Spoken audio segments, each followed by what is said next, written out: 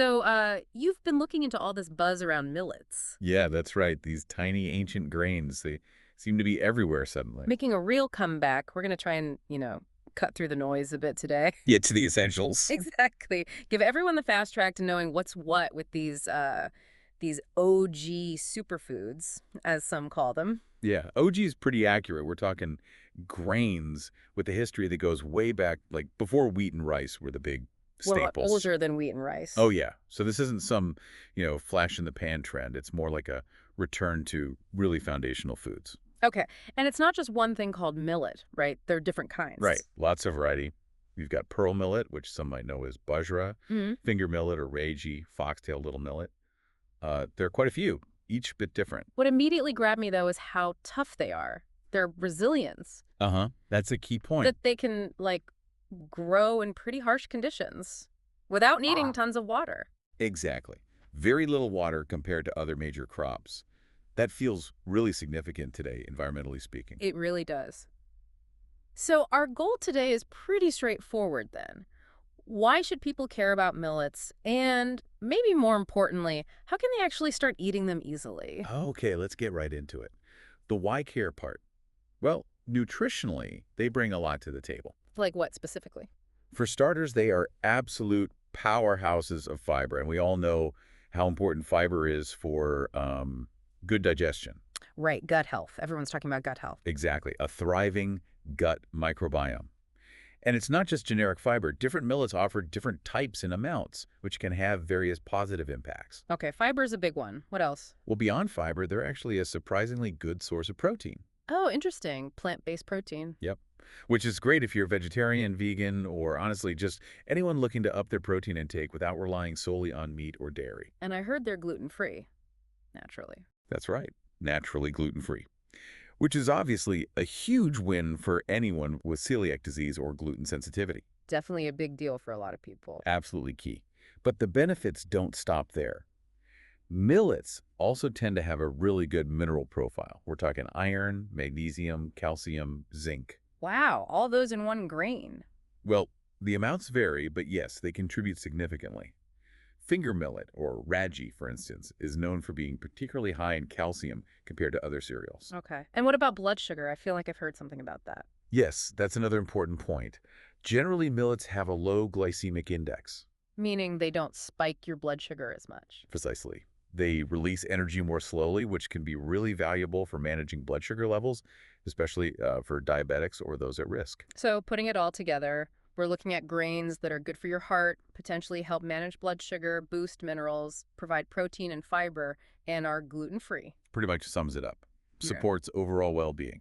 It really makes you wonder then, why did they ever fall out of favor? Why aren't we all eating them already? Well, that brings us neatly to their comeback story. Because they were once dietary mainstays. Like what our grandparents ate. Or great-grandparents, yeah. They were the kind of nourishing staple food that sustained generations in many parts of the world. But then came the shift towards more refined grains. Polished rice, white flour, Uh, that kind of thing. Exactly. Those gradually pushed the coarser, but more nutritious millets aside, in many diets, they were maybe seen as less sophisticated for a time. But now things are changing again. It seems so. There's definitely a growing awareness, I think, about nutrition, about where our food comes from, its impact. And sustainability, right? The water thing. That's a huge part of it. With concerns about climate change and water scarcity, their ability to grow in tough, dry conditions makes them look very attractive. They really fit that bill for sustainable food options. Makes sense. And it got a big push recently, too. The UN actually declared 2023 the International Year of Millets. Oh, I remember that. Yeah, it really helped underscore their global importance, not just for nutrition, but for climate resilience and food security. Okay, so they're beneficial, they're sustainable. The case is pretty strong. Mm-hmm. But practically speaking, how do we actually start eating them? If you didn't grow up with them, it might feel a bit daunting. It can seem that way, but it's simpler than you might think. Start with easy swaps. Swaps. Like what? Well, instead of your usual white rice, maybe try cooking up some foxtail millet as a side dish. It cooks similarly. Okay, I could try that. Or think about traditional dishes. Maybe try a roti dosa instead of a regular one, or bajra roti instead of a wheat-based chapati, if those are familiar to you. Those sound like good alternatives. But it's not just about replacing things, is it? Can you add them in other ways? Oh, absolutely. Cooked millets are great. Tossed into salads, they add a nice texture and nutritional boost. In salads. Interesting. Yeah, or you could use them to thicken soups and stews. Gives them a bit Ooh, more body and substance. I see. And what about snacks? Are there millet-based snacks? There are.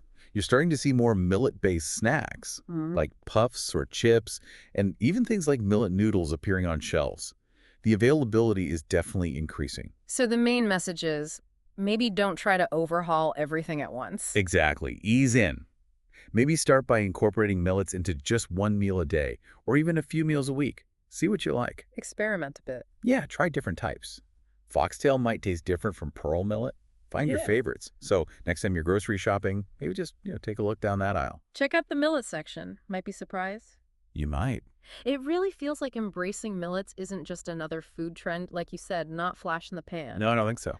Given the health benefits, the environmental side, it could actually be a really significant positive lifestyle shift for people. It's kind of a return to these incredibly nourishing, resilient foods that have been with us for so long. Good for us. Good for the planet. Well put.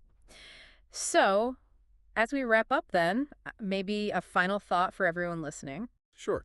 Just maybe think about this. Based on what we've talked about, what's one small, realistic swap or addition you could make this week? How could you bring a little bit of that millet power into your own diet? Thanks for listening to The Deep Dive.